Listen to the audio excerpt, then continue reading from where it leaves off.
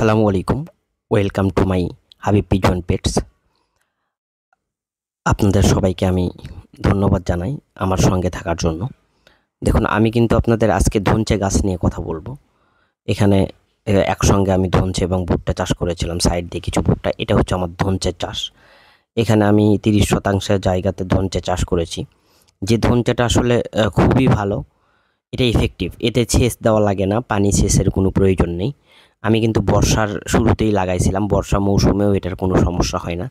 যদি একবার গাছ বেরিয়ে যায়, তারপরে পানিবদ্ধ থাকলেও, জলাবদ্ধতা থাকলেও কিন্তু এই ধনচে গাছের কোনো সমস্যা হয় না। এটা আপনি যদি মনে করেন যে গোড়া থেকে কেটে নেবেন, শুকনা মৌসুমে কেটে নিয়ে চপিং করে কুচি কুচি করে আপনার ছাগলকে খাওয়াতে পারেন। এটা ছাগলের জন্য আদর্শ একটা খাবার। পৃথিবীতে যত ধরনের উদ্ভিদ আছে তার মধ্যে উৎকৃষ্ট মানের উদ্ভিদের মধ্যে একটা হচ্ছে ধনচে গাছ। এই ধনচে গাছের প্রোটিন কিন্তু পাওয়া যায় 33 থেকে 35% পর্যন্ত, যেটা অন্য অন্য কিছুতেই পাবেন না। যেমন আপনি যদি বলেন আমি ভুট্টা খাওয়াই, ভুট্টাতে তো অনেক প্রোটিন, ভুট্টাতে মাত্র 10 থেকে 12% প্রোটিন পাওয়া যায়।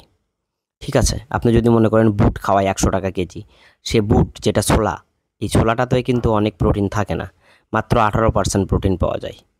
আমরা যে ভুসিগুলো খাওয়াই, ভুসিতে কিন্তু এত প্রোটিন কখনোই পাবেন না, অসম্ভব বিষয়, এটা কখনোই পসিবল না।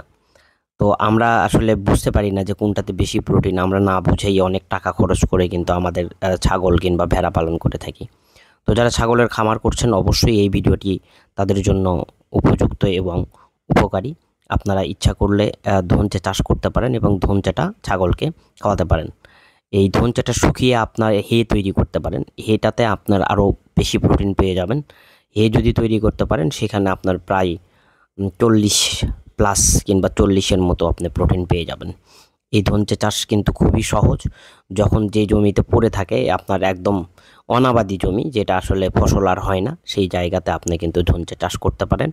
এটা খুবই ইফেক্টিভ এবং জমির উর্বরতাও বৃদ্ধি করবে। সেই ক্ষেত্রে আপনার জমির যে পড়ে থাকলো, আপনার জমি যে আবাদ অনুপযুক্ত থাকলো, সেটার উপযুক্ত হয়ে গেল এবং আপনার কিছু খাবারও তৈরি হলো। এটা চাষ পদ্ধতি অত্যন্ত সহজ, শুধু ছড়িয়ে ছিটিয়ে দিলেই হয়, খুব ভালোভাবে এটা জন্ম নেয়। সবাই ভালো থাকবেন, ধনচে চাষ করুন, আপনার ছাগলকে ভালো রাখুন। আসসালামু আলাইকুম।